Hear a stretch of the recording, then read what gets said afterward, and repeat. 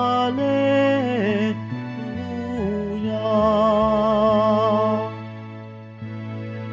Mapalad ang mga dukha na tanging Diyos na lumikha, ang pag-asa at adhika. Hallelujah,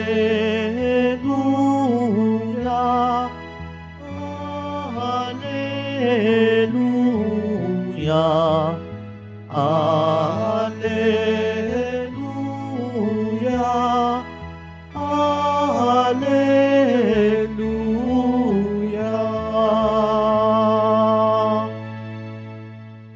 Sumainyo ang Panginoon. At sumayo rin. Ang mabuting balita ng Panginoon ayon kay San Lucas. Papuri sa iyo, Panginoon.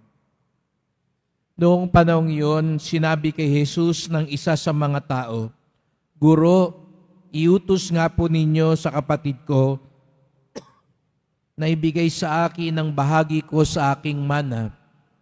Sumagot siya, Ginoo, sino ang naglagay sa akin bilang hukom o tagapaghati ng mana ninyo?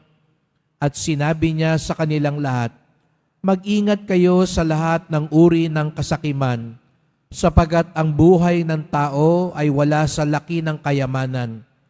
At pagkatapos ay isinaysay ni Jesus ang talinghagang ito. Ang bukirin ng isang mayaman ay umani ng sagana, kaya't nasabi niya sa sarili, Ano ang gagawin ko? Wala na akong paglagyan ng aking ani. Gigibain ko ang aking mga kamalig at magtatayo ako ng lalong mas malalaki. Doon ko ilalagay ang aking ani at ari-arian. At sasabihin ko sa aking sarili, Ayan, marami na akong ari-arian. Hindi na ako kukulangin habang buhay. Kaya't mamamahinga na lang ako, kakain, iinom, at magsasaya. Ngunit sinabi sa kanya ng Diyos, Hangal, sa gabing ito, babawian ka ng buhay. Kanino mapupunta ang mga bagay na inihanda mo? Ganyan ang sasapitin ng nagtitipon ng kayamanan para sa sarili, ngunit dukha naman sa paningin ng Diyos.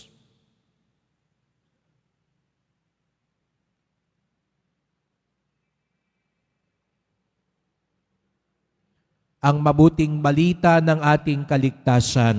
Pinupuri ka namin, Panginoong Jesucristo. Magsiupo muna ang lahat. Magandang umaga po sa inyong lahat at maligayang pagdating sa tahanan ng ating mahal na pong Jesus Nazareno. Pinagdarasal din natin ang mga nasa online, lalo na po mga may sakit, nag-aalaga sa may sakit, at mga kababayan kadiboto natin mula sa iba't ibang panig ng bansa at daigdig na nais sumama sa misa dito sa Quiapo, sa Basilica Minor at Pambansang Dambana ni Jesus Nazareno. Minsan pa'y binabalaan tayo ng Panginoon upang maging mas maayos ang ating paglalakbay dito sa lupa. Pinapaalalahanan niya tayo na ang tunay nating hantungan ay sa Kanyang kaharian. Kahapon, kung naalala ninyo, gusto ni Santiago at ni Juan maluklok sa kanan at kaliwa ni Jesus Nazareno sa Kanyang kaharian. Tama ang kanilang naisin ang mapunta sa kaharian ni Jesus Nazareno. At yun din ang hangarin ng bawat isa sa atin, sapagkat dito sa lupa, tayo'y naglalakbay lang. Dumadaan lang tayo dito. At di po ba pag tayo'y dumadaan lang, dahil alam natin, hindi ito ang tirahan natin, alam natin kung saan tayo dapat mas maghanda. Natitiyak ko lahat tayo nakaranas na dumalaw lang, dumaan lang sa isang lugar. Dumaan kayo sa probinsya, sa lugar ng inyong kaibigan, o nagbakasyon kayo. Siguro naman po kung kayo nagbabakasyon lang, Di nyo dadalhin lahat ng gamit nyo sa bahay nyo, doon sa lugar na yon. Sapagkat ang katwiran natin, sandali lamang tayo sa lugar na iyon. Ganon din ang paalala sa atin, sandali lang tayo dito sa mundo. Kahit umabot pa tayo ng 100 taon dito sa lupa. Ang tatay ko nga po ngayong araw na ito, siya'y nagdiriwang ng kanyang 91st birthday. 91 na po ang tatay ko.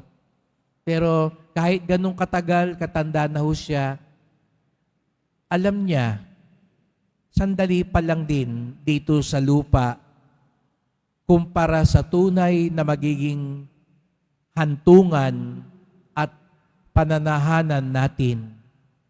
Kaya nga sinikap ng ating Panginoon palalahanan tayo, ang tunay nating ipunin ay yung kayamanang maghahatid sa atin sa kaharian ng Diyos. Kaya nga ikinuwento niya yung hangal daw na ipon ng ipon, imbak ng imbak, ngunit sa bandang huli, iiwan din niya ang lahat. Yun ang malaking kalokohan ng mundong ito.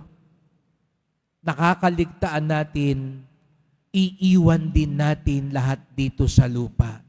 At ang mas nakakalungkot, yung dapat nating dinala, yung dapat nating inipon, yun ang nakalimutan natin.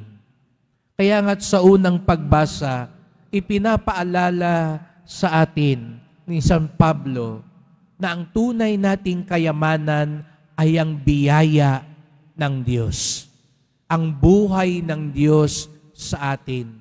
Dahil kahit ano raw gawin natin, hindi ito magliligtas sa atin.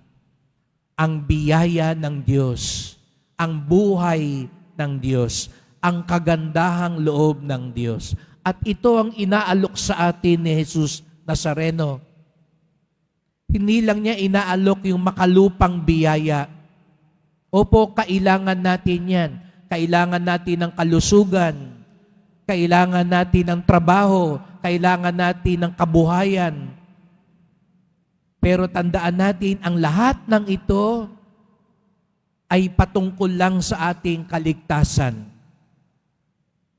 Ang lahat ng ito tunay na mabuti kung makatutulong sa atin lumago ang biyaya ng Diyos. Kaya ipagdasal natin na anuman ang ipagkaloob sa atin ng Poong Nazareno, ito'y tunay na maging kayamanan. At ito'y tunay na magiging kayamanan kung ito'y magiging biyaya ng Diyos sa atin. At ang tunay na biyaya ng Diyos ay yung makatutulong sa ating kapwa, makatutulong sa ating kaligtasan, makatutulong sa atin lalong mapalapit sa Diyos. Ang tunay nating kayamanan, hindi nabibilang dito sa lupa. Ang tunay nating kayamanan, hindi naiiwan dito sa lupa. Ang tunay nating kayamanan ay yung madadala ng ating puso kay Jesus Nazareno.